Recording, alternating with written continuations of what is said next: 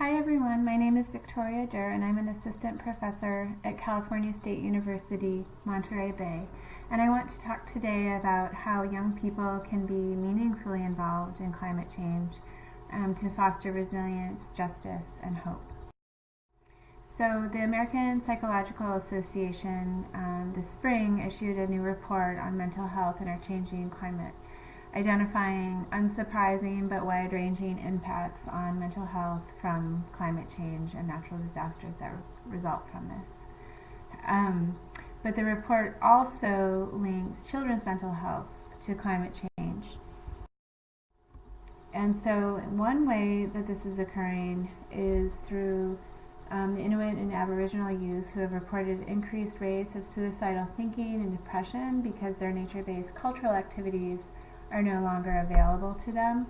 However, we are also seeing children develop symptoms such as obsessive compulsive behaviors as a result of fears of losing control because they have an unknown future as a result of environmental degradation and climate change. And this is not just in indigenous populations, but in children from around the world and including in U.S. cities. This leads to the question about what are supportive strategies to involve young people in climate education and action. One of the most consistent findings in order to provide supportive psychological environments for children is to foster resilience. And we know from years of research in psychology that social supports are essential in developing resilience. But what we're also finding is that resilience is supported by access to nature. And this research is emerging from children in war-torn countries, children in chronically stressed environments, and children from both the global north and the global south. So we know that resilience is supported by access to nature as well as social supports, and that a really resilient environment provides both. So I want to share some of the work that I've done over the last 6 years, thinking about supportive environments for children in cities, primarily out of the University of Colorado in Boulder, but also then beginning to think over the last 3 years about how this work relates to resilience, and then exploring resilience itself with children and youth and what I've learned from that. So this research draws from more than 5 or 6 years of work with children and youth, 7 specific projects from transportation to parks planning, and 650 children ages 3 to 18. And what we found is consistently nature wove its presence into all their recommendations. Children and youth want to see nature and diverse spaces woven throughout the city. They want to see diverse types of nature, wild spaces, spaces for wildlife, spaces for nature play, spaces for community gathering, spaces for food. And they want to see sustainability to support a healthy ecosystem within their city. Similarly, children and youth have said that they really want to see social, cultural, and economic equity integrated throughout the city. They would like to see a city that works for all ages, abilities, ethnicities, and incomes. And again, this emerged across many projects over many years and many children and youth. The 2 girls in the top photo used their entire public space budget to design services for the homeless population that lived along the creek where they were designing the space. They said, we don't need much, but they clearly do. And so they created services within the space where those people lived. I see this not only in the work that I did in Boulder, but in more than 2 decades of research with children and youth from around the world. Again, in the global north and the global south, across different cultures and contexts. Children and youth want to see green spaces in cities. They want to see healthy, functioning ecosystems. They want people to be thinking about sustainability, and they want social justice and social inclusion integrated into the urban fabric. Coming back to the American Psychological Report, one related way to do this is point 7 that I want to focus on, which is encouraging connections to parents, family, and other role models. And role models in this case could include experts on issues of climate and environment and how to make a difference in that. And this emerged in part from my thinking and research with children and youth on resilience itself. Children and youth similarly identified nature and social supports as being important. They also identified taking care of people, taking care of animals, and wanting really to take action. Many times when we were discussing problems and issues within the city that they saw, they came back to the point, well, we can do something about that. And they know that they can do something, and they know that they want to do something, but they don't necessarily know how. And so providing supportive frameworks where they can learn how, and where that becomes a uniform part of our education is an important way of achieving resilience. So this leads to the idea of constructive hope that Maria Ohala wrote about.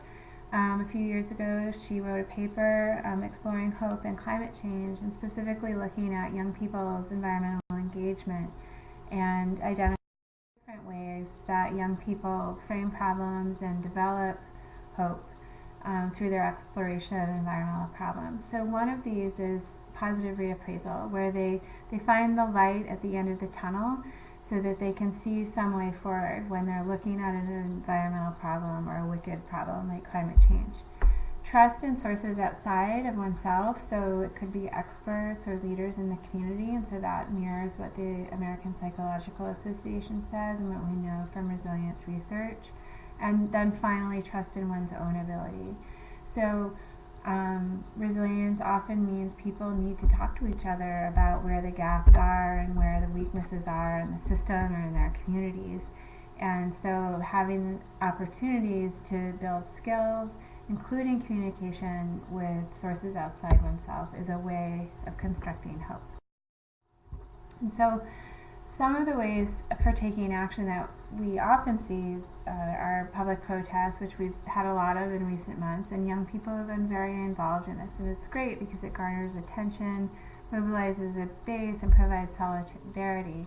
But it also has made me wonder, well, how are kids involved in informing and sustaining change, so that once that attention is mobilized, what do we do then? Because we're not actually changing the system, we're just building awareness. So how do we take it to another level where we start to think about changes that we can want to? So a few different examples of ways that children and youth have done this. One is a landmark lawsuit in which a group of children and youth, with the support of our Children's Trust, have filed a lawsuit saying that the U.S. government is essentially negligent by not ensuring future generations will inherit a quality environment through their inaction on climate change. The second example is the Lens on Climate Change project out of the University of Colorado, in which young people came for a week-long camp from the Four Corner States, many from Native American tribes where drought has been a big issue, and in this case, the young people were talking about effects of climate on agriculture. The project paired climate scientists and filmmakers with the youth, so that over the week they were building skills to communicate, as well as advancing their own knowledge on the subject area. And so in this way, they were meeting all the objectives on climate change, climate constructive hope, because they were framing the problem in a way that was meaningful to them, and then working and putting trust in experts outside themselves, while at the same time building their own skills. Similarly, the play Shine is a play that was co-created by a professor at the University of Colorado, Beth Asnes, and she worked with climate scientists and local youth in 7 different cities for 7 different performances. The structure is essentially that Act 1 involves learning about climate change and the impacts of our fossil fuel dependence on global climate, and they tell that story through the performance. But then Act 2, in every city where it's toured, young people address climate change in their own city, and they come up with skits and show people taking a variety of actions. And so in this way, they're also framing the problem in their own way, building understanding, working with local experts to understand issues, and then making suggestions for ways to take action and thinking about what that is. And then in my own backyard, I've worked with the Big Sur Charter School in Monterey to design a 4-week service learning unit in which students explored their local community, learned about environmental problems in the community, identified community values and how they saw those values reflecting the environment, and then chose a particular subject that they were particularly interested in. Each student developed a service learning project in which they took an action or led an action with the class or community to make a change. And so there were a wide range of subjects focused on ocean pollution or caring for wildlife, and students, according to the teacher, came away with a better understanding of community challenge and a greater sense of being able to make a difference. And so in this way, in a very small way, fostering the idea that we see problems and we can make a difference. And then another example of this is a project I've worked on with Denver Public Schools science teachers to co-create a curriculum which we were focused on using the storylining units to develop a challenge in which students would figure out ways to reduce food waste as a way of reducing associated greenhouse gas emissions and reducing energy use, both in the transportation distances, as well as identifying points in the system where waste is particularly occurring. And so this will be piloted with the students in the coming year and revised, but with the same idea that students can identify and frame a problem, which they chose the food waste problem. It's something local that they can do something about. They'll need to talk to school administrators and maybe people in the food production system and work on changing local policy. And then I wanted to conclude with some ideas from Roger Hart, who's one of the leading experts in the world on children's participation and environmental problem solving. And he and some colleagues recently co-authored a report called Beyond Projects, Involving Children and Community Governance as a Fundamental Strategy for Facing Climate Change. And in this report and in my talk, we tend to focus on projects, things that are small scale, that can show immediate effects.